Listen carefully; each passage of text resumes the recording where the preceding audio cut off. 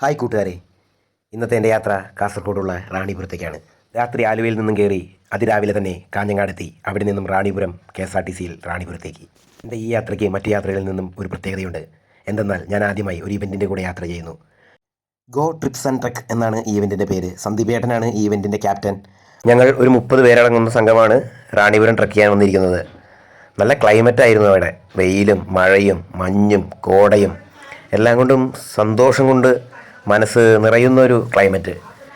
അതുമാത്രമല്ല, അവിടെ മറക്കാനാകാത്ത 2 ഓർമ്മകൾ എന്താണെന്ന് വെച്ചാൽ, ഒന്ന് സന്ദീപേട്ടൻ ഞങ്ങളെ കൊണ്ട് കത്തെഴുതിച്ചതും, രണ്ടാമത്തത് ധന്യയുടെ ബർത്ത്ഡേ ആയിരുന്നു.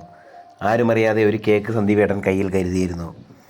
വളരെ സന്തോഷത്തോടെയും സമാധാനത്തോടെയും അത്രയും വലിയൊരു മലയുടെ മണ്ടയിൽ ധന്യയുടെ എത്രാമത്തെ പിറന്നാളാണെന്ന് എനിക്കറിയില്ല, അവൾ ആഘോഷിച്ചു. ഒരുപാട് കൈകൊട്ടലുകളുടെയും നിറഞ്ഞ പുഞ്ചിരികളുടെയും സന്തോഷം നിറഞ്ഞ മനസ്സുകൾക്ക് നടുവിൽ നിന്നുകൊണ്ട് ആ കേക്ക് മുറി എന്നെയും അത്ഭുതപ്പെടുത്തുന്നതായിരുന്നു. ഇത്രമേൽ സന്തോഷം പകരാൻ കാരണമായ ഗോ ട്രിപ്സ് ആൻഡ് ട്രക്സിനും അതിൻ്റെ സന്ദീപ് ഏട്ടനും സുധിച്ചേട്ടനെയും ഞാൻ ഈ നിമിഷം ഓർക്കുന്നു. നിങ്ങൾക്കെൻ്റെ മനസ്സ് നിറയെ സ്നേഹം ഞാൻ നൽകുന്നു. ഇനിയും സുന്ദരമായ ഇങ്ങനെയുള്ള ഒരുപാട് നിമിഷങ്ങൾ നമുക്ക് ഇതുപോലെ ഒത്തുകൂടാൻ സാധിക്കട്ടെ എന്ന് ഞാൻ ദൈവത്തിനോട് പ്രാർത്ഥിക്കുന്നു. നന്ദി. ഇനി അടുത്ത യാത്രയിൽ വീണ്ടും കാണാം. അതുവരേക്കും ബൈ ബൈ.